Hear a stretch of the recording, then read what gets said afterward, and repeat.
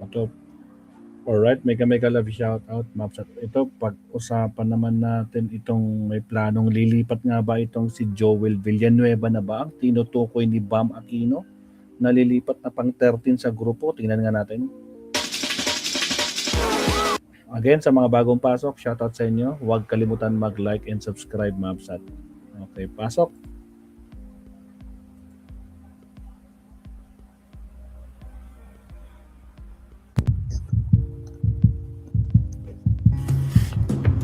Wala nang maraming paligoy-ligoy pa.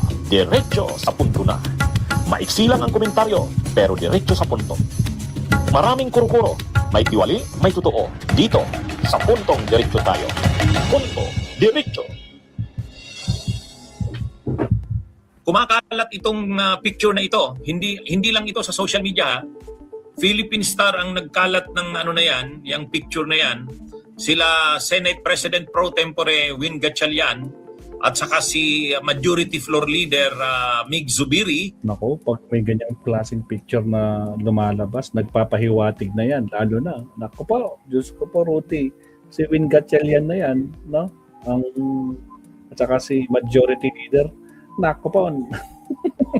Kasama si Joel Villanueva, mga kabunyog. Ngayon, anong pinapakita niyan?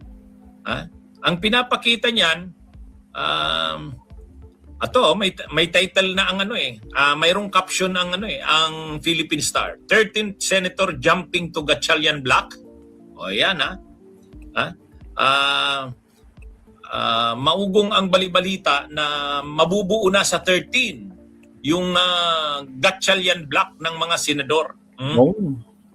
Kasi sa ngayon 12 sila 12 sila. Dahil 12 ang mga senador na yan, itong si Cayetano talagang ginugulo ang Senado. Sa katunayan, katatapos ko lang i-discuss kanina na mayroon ng security threat sa Senado. Marami nang nadidismaya kasi.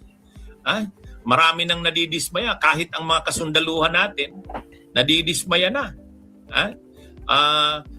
Lalo na yung nangyari doon sa 5 retiradong general, magre-retiro na lang sila. Appointed na sila ng presidente. Tinaasan na sila ng ranggo. Pero kailangan silang i-confirm ng Commission on Appointments. Ay ang nangyari, hindi naman sila ma-confirm. Kasi nga, hindi nag-session ang Senado ng ilang araw. Hindi nag-session. Kagagawa ni Cayetano. Aray. So salamat na lang at si Chis Escudero, naliwanagan ng isip. Sabi niya, hindi ko na kaya ito. Bawal sa konstitusyon na 3 araw na sunod-sunod na hindi mag-session. Hindi pwede yun, bawal yun.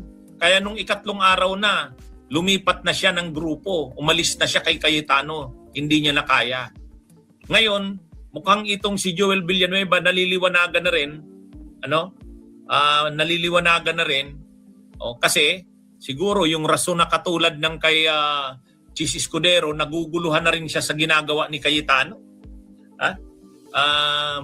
Na rin pagulo na talaga. Sirang-sira na ang reputasyon ng Senado, ang gulo-gulo na. So, tama nang ilagay na ito sa kaayusan. So, siguro, naliliwanagan na rin si Joel Villanueva. Ang problema niya lang talaga kasi may mga kaso siya. May kaso siya So, ngayon, ang ano diyan, syempre, iba naman yung kaso niya, iba naman yung itong tungkol dito sa pagsama niya. Kung lilipat siya dito sa bagong mayorya ni Gatchalian, at least magaan-gaan yung problemang kinakaharap niya. At least may nakitang magandang ginawa sa kanya ang taong bayan. Habang siyempre papanagutin pa rin siya doon. Kung totoong may matibay na ebidensya sa kanya, dapat pa rin siyang panagutin doon. Doon sa niya. Pero at least ito, kung magdi-decide talaga siyang lilipat na sa Gatchalian block, at least makakatulong siya na mailagay sa tama ang Senado. Kasi sirang-sira na talaga. Mga kabunyog, mga kababayan. So, ang picture na yan na kumakalat ay magandang indikasyon na parang ang si Villanueva ay lilipat na. Actually, sinabi yan ni Bam, mayroon ng pang 13. Mayroon na daw silang pang 13. Posible nang mangyari yan na magiging 13 na sila.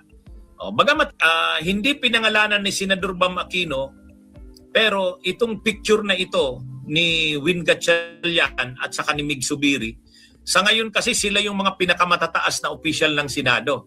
Kaya sana nga para matapos na itong kaguluhan na ito sa Senado na kagagawa ni Cayetano.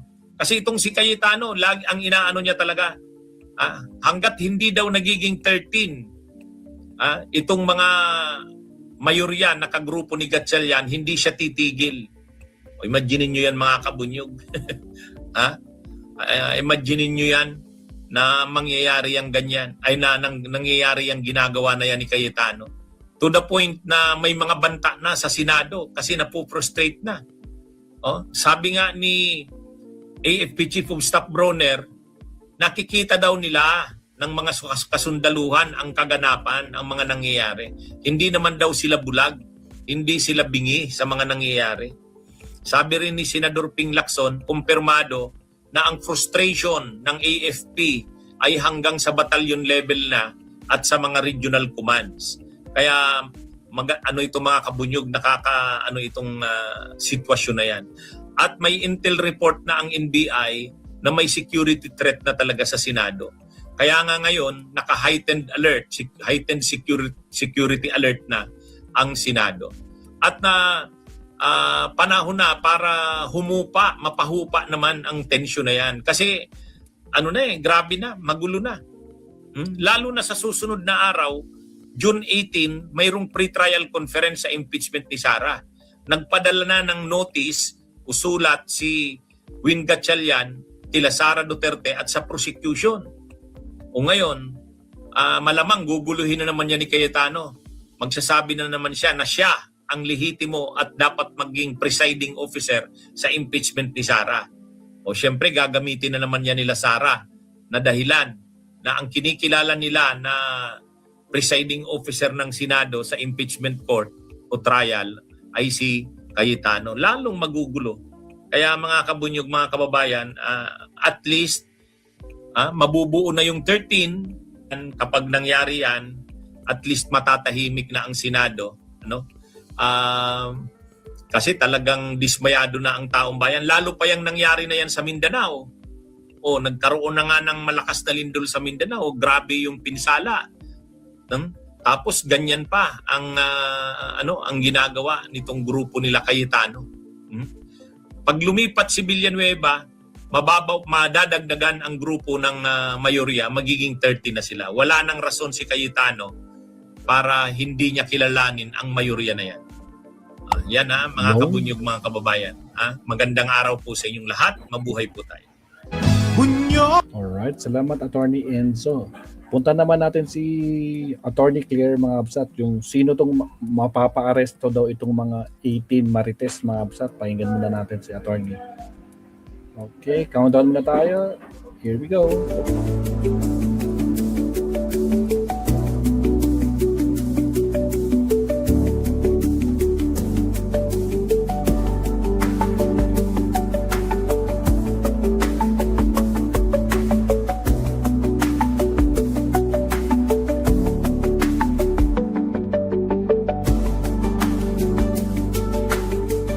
Ngayon po ay sasagutin naman natin ang mga katanungan